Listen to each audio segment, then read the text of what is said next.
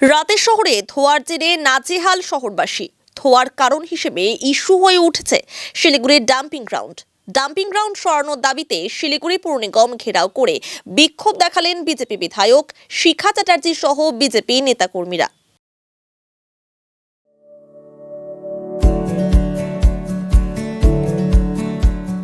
Pamper, not just a hospital, but a mother. এদিন BJP বিধায়ক শিখা চ্যাটার্জির নেতৃত্বে মিছিল করে পৌর নিগমের সামনে যান বিজেপি নেতাকর্মীরা। এদিকে পৌর নিগমে আগে থেকে মোতায়েন ছিল পুলিশ। পৌর নিগমে ঢোকার আগেই তাদের আটকে দেওয়া হয়। এর ফলে পুলিশের সঙ্গে ধস্তাধস্তি বেঁধে যায় বিজেপি কর্মীদের। পরে রাস্তায় বসেই বিক্ষোভ দেখাতে শুরু করে বিধায়ক শিখা চ্যাটার্জি সহ বিজেপি নেতাকর্মীরা। পরে পৌর নিগমের কমিশনারকে স্মারকলিপি প্রদান করেন তারা। এদিন মেয়রকে এক হাত নেন শিখা চ্যাটার্জি। শিখা চ্যাটার্জি বলেন, 10 বছর ধরে ডাম্পিং গ্রাউন্ডের সমস্যা সমাধানের শুধু আশ্বাস মিলছে। এই ডাম্পিং গ্রাউন্ড আমার বিধানসভা এলাকায় পড়ে। গোটা শহরের নোংরা এখানে ফেলা হয়। দুর্গন্ধ ও ধোঁয়ায় মানুষ অসুবিধায় পড়ছেন। এই কারণে ডাম্পিং গ্রাউন্ড সরানোর দাবিতে কমিশনারকে স্মারকলিপি দেওয়া হলো। এদিন মেয়রকে অপদার্থ বলে কটাক্ষ করে শিখা চ্যাটার্জি। ডাবগ্রামে যে ডাম্পিং গ্রাউন্ডটা রয়েছে, টোটাল শিলিগুড়ির ময়লা গিয়ে পড়ে ওই ডাম্পিং গ্রাউন্ডে। পাশে 14-15টা স্কুল আছে, ওখানে বড় বড় বহুতল তৈরি হয়েছে। এপাশে বস্তি, কতগুলো বস্তি রয়েছে, প্রচুর মানুষ বসবাস করে। অথচ দীর্ঘদিন ধরে ওই জায়গার পুঁতিময় গন্ধ, দীর্ঘদিন ধরে ধোঁয়ায় ঢেকে যাচ্ছে এলাকা। মানুষ সাফোকেশনে ভুগছে। কোনো মানুষের এরম দুরবস্থা হচ্ছে, তাদেরকে নিয়ে গিয়ে নার্সিংহোমে ভর্তি করানো হচ্ছে। অথচ দীর্ঘদিন এখানে জানানো সত্ত্বেও সেটা সরানো তো দূরের কথা, সেই জায়গায় শুনি বড় বড় প্রসেসিং হচ্ছে, অনেক বড় কিছু তৈরি হচ্ছে, কিছু তৈরি হবে। আজকে শুনতে শুনতে আমাদের 10টা বছর কিন্তু কেটে গেল, কোনো রকম কোনো সলিউশন তৈরি হয়নি। আমরা অবশেষে বলেছি মানুষগুলোকে বাঁচানো প্রয়োজন। তাই আমরা ভারতীয় জনতা পার্টির পক্ষ থেকে আজকে এখানে ডেপুটেশন দিতে এসেছিলাম। অপদার্থ মেয়রকে নয়, আমরা ডেপুটেশন দিতে এসেছিলাম আমরা কমিশনারকে, যে আপনি ইমিডিয়েট ব্যবস্থা করুন এখান থেকে ডাম্পিং গ্রাউন্ড শিফট করার জন্য। ধরুন উনি তো অপদার্থ, ওনাকে বলা আর একটা দেওয়ালকে বলা একই ব্যাপার, একটা গাছকে বলা একই ব্যাপার। উনি কোনো কাজ করেন না, আপনারা তো জানেন। এগুলো বলতে গেলে তো অনেক কিছু বলতে যায়। উনি জলের প্রকল্প আসবেন, জল দিতে পারেন না মানুষকে। হ্যাঁ, উনি আজ পর্যন্ত মানে জল নিকাশি ব্যবস্থা ঠিকমতো করতে পারেন না। উনি কোন কাজটা করতে পারেন? উনি কিছু করতে পারেন না। কাজেই ওই মেয়র দিয়ে আমাদের কোনো দরকার নেই। আমরা যেখানে কমিশনার বসে আছি তাকে ডেপুটেশন দিয়ে গেলাম এবং বলে গেলাম, দেখুন ডাম্পিং গ্রাউন্ড পুরনো মানে তখন সেরকম অবস্থা ছিল না। তখন সে এত পপুলেটেড এলাকা ছিল না। আর এই পপুলেশন কারা বসিয়েছে? এদেরকে বসিয়েছে কারা? এদেরকে বসিয়েছে শাসক দল, যারা আজকে এই ডাম্পিং গ্রাউন্ডে নোংরা ফেলছেন। তারাই তো ওখানে বসিয়েছে তাদেরকে। এখানে বস্তিগুলো তৈরি হয়েছে, কারা বসিয়েছে? এরাই তো বসিয়েছে। আজকে সেই মানুষগুলোর সুবিধে অসুবিধে কোনো কিছু দেখা হবে না, এটা তো হয় না। কাজেই ওই মানুষগুলোর অন্তত কিছু ব্যবস্থা করতে হবে। তাই যখন আমি জনপ্রতিনিধি হিসাবে রয়েছি এখানে, মানুষ তো আমাকে বলবেই। এখানে প্রধান রয়েছেন, এখানে উপপ্রধান এসছেন, এখানে পঞ্চায়েত সদস্যরা এসেছেন, এসে তারা বলছেন আমরা আমাদের গ্রামের ময়লা, কোনো ডাবগ্রাম ফুলবাড়ির ময়লা আমরা এখানে ফেলি না। আপনাদের শিলিগুড়ি মিউনিসিপ্যাল কর্পোরেশনের শুধু 14টা ওয়ার্ড আর গোটা শিলিগুড়ির ময়লা এসে এখানে পড়ছে। কেন আপনাদের এই দুর্ভোগ আমরা কেন ভোগ করব? এটাই হচ্ছে আমাদের কথা। আপনাদের ধোয়া, এই যে আমাকে এখন কমিশনার বললেন, আমি জানি উনি করবেন না, উনি মেয়রকে বাদ দিয়ে করতে পারবেন না। মেয়র মানুষের কাজ করার জন্য মেয়র নেই। সুতরাং উনি বললেন ওটা তো মিউনিসিপ্যাল কর্পোরেশনের জায়গা, আমরা আমাদের কর্পোরেশনের জায়গায় নোংরা ফেলি। আমি বললাম সব মেনে নিলাম, আপনার সমস্ত কথা বলছি।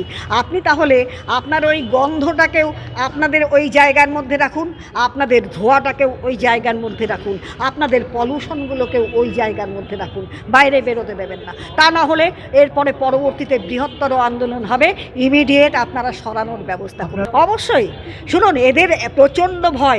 মানুষ শিলিগুড়ি মিউনিসিপ্যাল কর্পোরেশনে আসবে ওয়ার্ডের মানুষরা, সেখানকার গ্রামের মানুষরাও আসতে পারে তাদের সুবিধে অসুবিধে হলে, মানুষের জন্য এই জায়গা। ওনারা কি ভেবেছেন ওনাদের পৈতৃক সম্পত্তি বোধহয় শিলিগুড়ি মিউনিসিপ্যাল কর্পোরেশন, কিন্তু তা নয়। ওনাদের পৈতৃক সম্পত্তি নয়, শাসক দলের সম্পত্তি নয়, জনগণের সম্পত্তি এটা। এই বিল্ডিং তৈরি জনগণের পয়সা দিয়ে। বিকল্প জায়গা দেখুন, ওটা ডিউটি তো আমার নয়। যিনি বসে আছেন ঠান্ডা ঘরে তাকে জিজ্ঞেস করুন না আপনারা, কোথায় ফেলবেন, কি ব্যবস্থা করছেন। শিলিগুড়ির নোংরা কেন ওখানে যাবে? সে আমার নিজের বিধায়কের জায়গার ব্যবস্থা আমরা করবো, ওনারা সরে যান, দেখুন আমরা করতে পারি কিনা। অন্যদিকে মেয়র গৌতম দেব বলেন, উনি আমার থেকে বয়সে বড়, ঈশ্বরের কাছে প্রার্থনা করব তাদের শুভ বুদ্ধি হোক। তবে স্বাধীনতার আগে থেকেই এই ডাম্পিং গ্রাউন্ড রয়েছে। ডাম্পিং গ্রাউন্ডে বেশ কিছু প্রজেক্ট চলছে। গত 3 বছরে আমরা ডাম্পিং গ্রাউন্ডের বিভিন্ন কাজ করেছি। বিজেপি শুধু কথা বলে, নির্বাচন আসতেই তাদের দেখা মেলে, এরপর তারা অদৃশ্য হয়ে যায়। ব্যাপার হচ্ছে যে আমি ওদের নিয়ে কোনো কমেন্টস করব না। আমার থেকে বয়সে অনেক সিনিয়র। ঈশ্বর এদের সুবুদ্ধি দিক, এরা ভালো থাকুক এবং এদের গুড সেন্স প্রিভেল করুক। এর থেকে বেশি কিচ্ছু বলার নেই। এই লেভেলে কথা বলি না হয়। ডাম্পিং গ্রাউন্ডে স্বাধীনতার আগে কর্পোরেশনের বয়স 75 বছর, তারও আগে ইউনিয়ন বোর্ড যখন ছিল তখন থেকে ডাম্পিং গ্রাউন্ডটা আছে। আমাদের সময়ে আমরা 1/3 এরিয়া গভর্নমেন্ট, স্টেট গভর্নমেন্ট 18 কোটি টাকা দিয়ে বায়োমাইনিং সিস্টেম চালু করেছে। সেখানে এখন আমাদের ফ্রেশ ওয়েস্ট ম্যানেজমেন্ট হয়েছে। ফ্রেশ ওয়েস্ট ম্যানেজমেন্টে 5 একর জায়গা আমরা দিয়েছি এজেন্সিকে। এজেন্সি প্রজেক্টটা তৈরি করেছে, অপারেশনাল করেছে। আমরা পার মেট্রিক টন 428 টাকা করে আমরা তাদের প্রজেক্ট কস্ট এইভাবেই আগামী 20 বছর কি 30 বছরে তাদের সাথে একটা এগ্রিমেন্ট আছে, সেটা আমরা অপারেশনাল করেছি। ওখানে আমরা 2টো গোডাউন করেছি। ওখানে আমরা একটা অ্যানিম্যাল হসপিটাল ওখানে করেছি। ওখানে একটা অ্যানিম্যাল ক্রিমেটোরিয়ামের জায়গা আমরা ব্লক করেছি। ওখানে আমাদের প্রায় 350 গাড়ি, তার মধ্যে 200 গাড়ি পার্কিংয়ের ব্যবস্থা করেছি। গাড়ি ওয়াশিংয়ের কাজ আমাদের শুরু হবে এবং লিকুইড ওয়েস্ট ম্যানেজমেন্টের প্রজেক্ট করছি। যেইটুকু জায়গা আমরা ফাঁকা করতে পেরেছি। বাকি 2/3 এরিয়া 64 কোর্স প্রজেক্ট কস্ট, সেটা সুডা ইউডিএমএ ডিপার্টমেন্ট তারা টেন্ডার করেছে। ইস্টার্ন অর্গানিক তারা সাকসেসফুলি L1 হয়েছে এবং তাদের ওয়ার্ক অর্ডার দেওয়া হয়েছে এবং হোপফুলি তারা এপ্রিলের ফার্স্ট উইকে এই বায়োমাইনিংয়ের কাজটা শুরু করবে। 3 বছর আমাদের মেয়াদের মধ্যে আমরা এই কাজটা আমরা করতে পেরেছি।